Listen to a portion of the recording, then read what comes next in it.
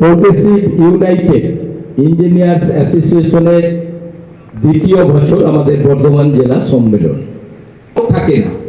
একটা সংগঠনকে নিজেকে বুঝে আমি যেখানে থাকবো সেই সংগঠনটা যাতে ভালো করতে পারি, পার্টির দায়িত্ব অনেকে নিতে চায়, দায়িত্ব নিলে যে সেই দায়িত্বটা আমাকে সঠিকভাবে পালন করতে হবে, এই লোকটা পাওয়া খুব মুশকিল।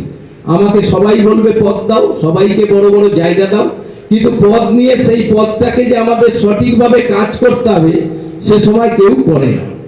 তা আমার নিজের ভালো লাগছে যে আজকে জেলার এত ইঞ্জিনিয়ারদের আজকে এখানে তারা সংগঠিত হচ্ছে। সবাই তো চেষ্টা করি, আপনাদের ওপর গোটা বাংলার উন্নয়ন দাঁড়িয়ে আছে যে কিভাবে কাজ হবে। যে কথা সুব্রতদা বললো না, এই যে কি একটা টাউন হল ছিল, সেই টাউন হলকে এত সুন্দরভাবে করা হলো, এটা কিন্তু আপনাদের ইঞ্জিনিয়াররাই ঠিক করে দিচ্ছে কিভাবে টাউন হলটাকে কি করে সুন্দর করে তোলা যায়। আমরা কদিন আগেও এখানে মিটিং করেছি, 8 মাস ধরুন, এটা প্রায় 8 মাসের মাথায় আমরা আজকে 2 তারিখ উদ্বোধন করলাম। আমরা 2 তারিখ উদ্বোধন করতাম না, হয়তো আরো কয়েকটা দিন দেরি হতো। সুব্রতদা আমাকে বললো আমরা একটা প্রোগ্রাম করবো, আমি বললো ক তারিখে? বললো 4 তারিখে। আমি বললাম 4 তারিখের মধ্যে কি হবে? ঠিক আছে, তুমি যখন বলছো আমি দেখি। আমরা বোর্ড মিটিং এ বললাম 2 তারিখে উদ্বোধন হবে, তাহলে 4 তারিখে করতে পারবে। যে 2 তারিখে উদ্বোধন করলাম। আর এই প্রথম যেটা দেবরাজদা বললেন, এই সংস্কারের পর এই প্রথম আপনাদেরই আজকে টাউন হলে মিটিং হচ্ছে।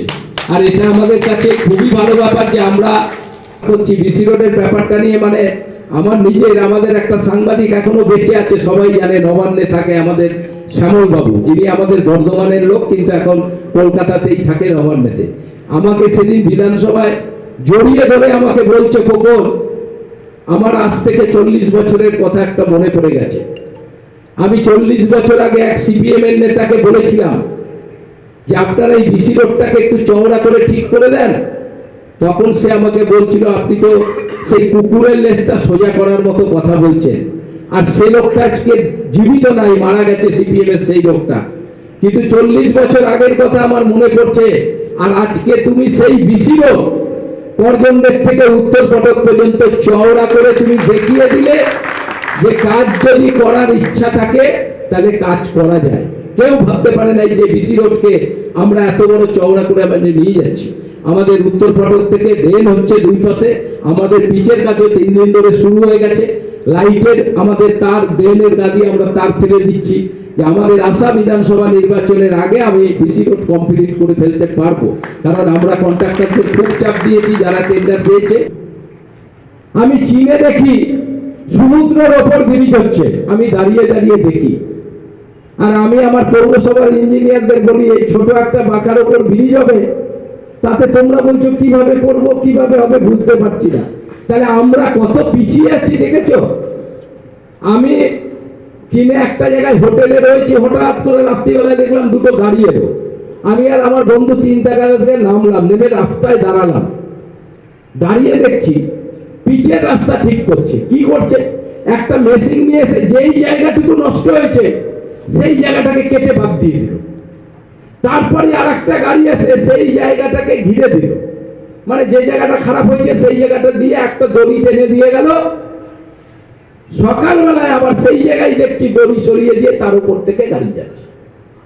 আর আমাদের এখানে একটা পিচ করতে হলে আমাদের কন্ট্রাক্টররা বলবে দাদা 15 দিন অন্তত এই পিচের ওপর থেকে যাতে কেউ না যায়। তাহলে আমরা কত পিছিয়ে আছি। আর আমি বাইরে যখন যাই, আমি যদিও করোনার পর আর যাচ্ছি না, করোনার আগে পর্যন্ত আমি প্রতি বছরই 1-2বার বিভিন্ন দেশে যেতাম। আর আমি গেলে আমি সব ফলো করি, কোথায় কি কাজ কিভাবে হয় এটা আমি দেখি। তা আমি সেটাই বলি যে আজকে আমরা অনেক পিছিয়ে।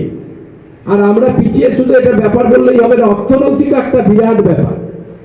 অর্থনৈতিক ওইসব দেশে অর্থনৈতিকের অবস্থা ভালো, তারা সব করছে, আমাদের তো সেটা পারবে না। আমরা বড় বড় ইঞ্জিনিয়ারদের আমরা রাখতে পারছি না ভারতে, তারা বাইরে চলে যাচ্ছে। আজকে দেখুন না, বিভিন্ন দেশে যারা বড় বড় জায়গা দখল করে আছে তার দেখবেন সবটাই তারা ভারতবর্ষের লোক। ভারতবর্ষের লোক আজ যেটা সমুদ্রের ওপর ব্রিজ তৈরি করছে, যদি খবর নিয়ে দেখি দেখবো ওটাও আমার ভারতেরই লোক। কিন্তু ভারতের মানুষ সেটাকে রাখতে পারছে না। তাদের রাখা, তাদের পিছনে যে টাকা খরচ করা, সেটা আমাদের কেউ করতে পারে না।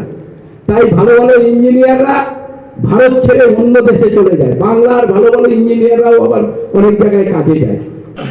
প্রোগ্রেসিভ ইউনাইটেড ইঞ্জিনিয়ার্স অ্যাসোসিয়েশন রাজ্যের সকল সরকারি দপ্তরে কর্মরত engineer, PWD, irrigation, WRDD, PHE এবং অন্যান্য যে সমস্ত ইঞ্জিনিয়ারিং ডিপার্টমেন্ট আছে, সমস্ত ডিপার্টমেন্টের যারা কর্মরত ইঞ্জিনিয়ার সর্বস্তরে, জুনিয়র ইঞ্জিনিয়ার থেকে up to rank of executive engineer, এবং দেখলেন আমাদের সদস্য আছেন তিনি পূর্ত দপ্তরের চিফ ইঞ্জিনিয়ার, তারা বিভিন্ন স্তরের ইঞ্জিনিয়ার মিলে সারা রাজ্যে আমাদের বাইএনিয়াল যে স্টেট কনফারেন্স হয় সেটা আগামী 30 এবং 31 তারিখে কলকাতায় নির্বাচিত প্রতিনিধিদের নিয়ে কলকাতার মৌলালী যুব কেন্দ্রের সম্মেলন আছে, এবং তার ওপেন সেশন আছে 1 তারিখে কলকাতার নজরুল মঞ্চে, যেখানে সারা পশ্চিমবঙ্গের 4000 ইঞ্জিনিয়ার সেখানে ঐক্যবদ্ধ হবে।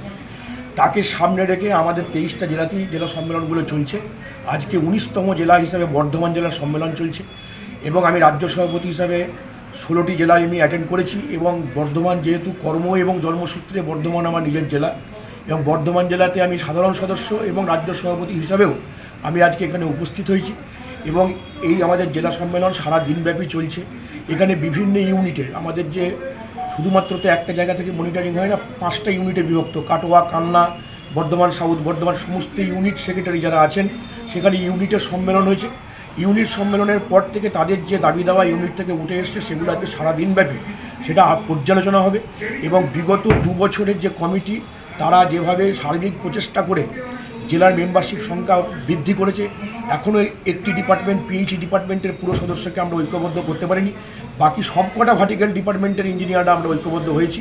আগামীতে PHE সদস্যরাও ঐক্যবদ্ধ হবে, এবং আজকের পরে নতুন যে জেলা কমিটি হবে তারা আগামী 2 বছর জেলার কার্যকারিতা চালিয়ে যাবে, এবং রাজ্য কমিটির বিভিন্ন যে নির্দেশ সংগঠনকে বৃদ্ধি করবার ক্ষেত্রে তারা সেটাকে পালন করবে। এটাই আজকের এই সভায় আমাদের আজকে এসছেন বর্ধমান দক্ষিণের সম্মানীয় বিধায়ক শ্রী খোকন দাস মহাশয়। তিনি আমাদের প্রত্যেকটা ব্যাপারে তিনি উজ্জীবিত করেন, এবং রাজ্য স্তরের প্রোগ্রামেও তিনি অ্যাটেন্ড করেছেন। শুধুমাত্র আপনারা দেখেছেন যে শুধুমাত্র আমাদের দাবি দেওয়া নয়, তার সাথে বিভিন্ন সামাজিক প্রকল্প, যেটা আমরা প্রতিবেদনের মাধ্যমে দেখলেন যে আমরা বর্ধমানে দেখেছি GT রোড সম্প্রসারণ করতে গিয়ে গাছের অনেক পুরনো গাছ কেটে ফেলা হয়েছে, কিন্তু যেখানে আমরা সংগঠন থেকে মনে করেছি যে ডেভেলপমেন্টের কাজ করতে গেলে যেখানে গাছ হয়ে যায়, গাছ কাটা হয়, সেখানে আমরা সংগঠনের পক্ষ থেকে ডিভাইডার বরাবর একদম উল্লাস থেকে, যেখানে আমরা মাঝামাঝি গাছ শুধু রোপণ করিনি, আমরা দায়িত্ব নিয়েছি গাছটা যতক্ষণ না বৃক্ষতে পরিণত হয়। প্রত্যেক সদস্য 2টি করে গাছের দায়িত্ব নিয়েছি। এছাড়া আমরা ব্লাড ডোনেশন কর্মসূচিতে আপনারা গিয়েছেন, আমরা যে নতুন PSCর মাধ্যমে এবছর ইঞ্জিনিয়ারদের রিক্রুটমেন্ট হলো, সেই রিক্রুটমেন্টের ব্যাপারে আমরা বিনা পয়সায় আমাদের যারা সিনিয়র ইঞ্জিনিয়াররা আছেন তারা তাদের বিভিন্ন মক ইন্টারভিউ করে তাদেরকে ট্রেনিং করে, এবং এখান থেকে ট্রেনিংয়ের মাধ্যম দিয়ে বহু ছেলে কিন্তু নির্বাচিত হয়েছেন। PSCতে এবছর 839 জন রিক্রুটমেন্ট হয়েছেন।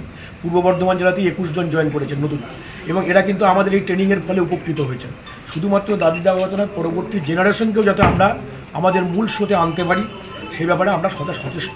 এবং সামনে এই গুরুত্বপূর্ণ সময়ে একজন সরকারি কর্মচারী হিসাবে এবং সরকারপন্থী একটা ইঞ্জিনিয়ারদের সংগঠন হিসেবে যথোপযুক্ত প্রত্যেককে সঠিক সুনির্দিষ্টভাবে দায়িত্ব পালন করবার বার্তাও আমরা সংগঠনের পক্ষ থেকে দিচ্ছি। ধন্যবাদ।